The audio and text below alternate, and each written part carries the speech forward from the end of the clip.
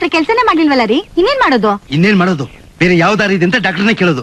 ಇದೊಂದೇ ಸುಲಭದ ದಾರಿ ಇರೋದಿನ್ನು. ಅಯ್ಯೋ, ಹಾಗ್ ಮಾಡಕ್ ಹೋಗಿ ರಾಮಗ್ ನಿಜವಾಗ್ಲೂ ಹುಚ್ಚಿಡ್ಬಿಟ್ರಿ ಏನ್ ಗತಿ? ಗಣಪತಿ ಮಾಡಕ್ ಹೋಗಿ ಅವ್ರ ಅಪ್ಪನ್ ಮಾಡ್ದಾಗತ್ತಷ್ಟೇ. ನಮಗ್ ಬೇಕಾಗಿರೋದು ಗಣಪತಿ ಅಲ್ಲ, ಅವ್ರ ಅಪ್ಪನೇ. ಆಗ ಯಾವ್ದಾದ್ರು ಗಿರಿಜೆನ್ ತೋರಿಸಿ ಸಂಮೋಹನಾಸ್ತ್ರ ಬಿಟ್ರೆ ಕುಮಾರ ಸಂಭವ ಆಗುತ್ತೆ. ನಿಮ್ ಹುಡುಗನಿಗೆ ನೀನ್ ಹೇಳದಂತ ಹುಡುಗಿ ಭಾನುವಾರ 3 ಗಂಟೆಗೆ ಬರ್ತಾ ಇದ್ದಾಳೆ ಅಂತೇಳಿ. ನೋಡಯ್ಯ ಶಿಖಾಮಣಿ, ಸೀತಾ ಅಪ್ಪನಿಂದ ಕಾಗದ ಬಂದಿದೆ. ರಾಮು ಸೀತೆನ ಮದುವೆ ಆಗ್ತಾನೋ ಇಲ್ವೋ ಅಂತ ಕಡೆ ಸರ್ತಿ ಕೇಳಿ ಅಂತ ಬರ್ದಿದ್ದಾನೆ.